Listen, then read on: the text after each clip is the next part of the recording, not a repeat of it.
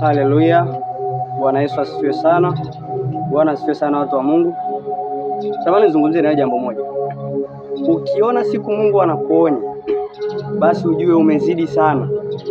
Yaani siku ukaona Mungu anakuonya, lazima utambue kwamba umezidi sana, umezidi mpaka. Kuna namna amejaribu kukuvumilia lakini imeshindikana. Tukiangalia kwenye Biblia, tusema kama kwenye kitabu cha Mathayo sura 12, inaonyesha kwamba namna siku moja ambapo Yesu anapita kwenye mashamba ya ambao walikuwa wamepandwa shayiri, ngano, wanafunzi wakawa wanapukusia mikononi mwao, wanakula siku ya Sabato, jambo ambalo lilikuwa sio halali. Lakini tunaona bado Mafarisayo walipoona wao, wakaanza kuwahukumu, mbona mnafanya hivi siku ya Sabato? Na ni kosa, na wanafunzi wenyewe wanajua ni kosa, lakini kwa sababu wanajua wako na Bwana wao, wakawa Yesu anajua namna ya kuchukuliana nao. Ni kosa kabisa lile, lakini Yesu akachukuliana nao.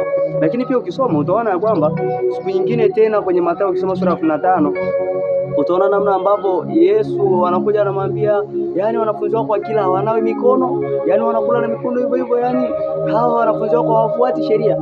Kwa sababu gani? Kwa sababu tu wako na Bwana wao, kuna namna walikuwa wanaishi na Yesu alikuwa anavumilia. Lakini ukiona sasa imefikia stage ambayo Yesu anaanza kukuonya, yani maana yale ni makosa kabisa ambao wale watu wanatakiwa wao wanaadhibiwa, lakini Yesu anajua kuishi nao. Na moja jambo la msingi, hakikisha jifunze kuishi na watu wote, jifunze kuvumiliana nao. Yesu aliishi na wenye dhambi na anaishi nao vizuri kabisa, wanamfurahia na wakampa Yesu maisha yao kwa sababu ya namna Yesu anavyoishi nao. Moja ya njia rahisi, hakikisha unaishi kwa upendo. Lakini sasa tuje kwenye somo letu kwamba ni muhimu kuhakikisha kwamba unajua namna ya kuishi na Yesu. Yesu ukiona namna anavyokuvumilia, jifunze kuendana naye. Endana na mfumo wake, ishi kwa namna anavyopenda. Hakikisha hata siku moja haumkwazi. Na lazima sasa ujue mipaka yako kwenye neno la Mungu.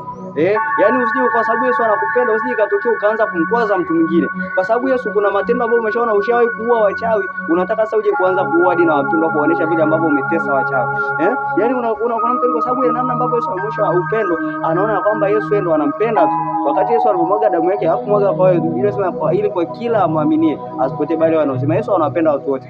Kwa hiyo lazima ujue namna ambavyo unaweza ukabalance, maana wewe unaweza ukadhani Yesu anakupenda kuliko watu wengine na mwisho wa siku ukaishia kwenye kumkosea Mungu. Kuna mwingine anadhani kwa namna ambavyo Yesu anampenda, hata akitenda dhambi Yesu hana shida. Ni kosa hilo. Hakikisha unajua hata kama Yesu anakupenda, hakikisha bado unaishi maisha matakatifu. Hakikisha hata kama Yesu anakupenda, usikrash watumishi wengine. Jua wewe safu yako ni ipi, Mungu amekuweka ufanye kazi kwenye eneo gani, ishi kwenye hilo eneo. Ishi maisha matakatifu, penda watu, ishi maisha ambayo Yesu akiangalia haoni kosa, hata watu wengine wakiangalia hawaoni makosa. Ukiishi maisha hayo, wewe ni rahisi kuingia mbinguni, tofauti na mtu ambaye yeye anaona mimi Yesu ananipenda. Kuna baadhi ya matukio ambao anajua kabisa hayo kama Yesu alimfanyia, Yesu anampenda zaidi ya mtu yote, na kwa sababu huyo mtu asipokuwa makini anaweza akaenda motoni, maana anaweza akaanza kupeki miujiza. Mungu mbona amenitumia kwenye hivi? Kumbe Yesu ashamwachaga, anaendelea tu, anadhani uko na Yesu, kumbe Yesu ashaachana naye kitambo. Kwa hiyo ni moja ya muhimu na njia rahisi sasa kuweza kujijua, ni muhimu kuhakikisha kwamba una sense always umejaa Roho Mtakatifu, unaomba,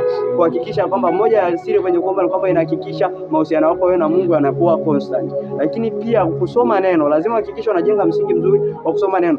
Kila unaposoma neno unaona, kila unaposoma neno la kuhukumu, linakuambia mbona hujafanya hivi, kuna shida.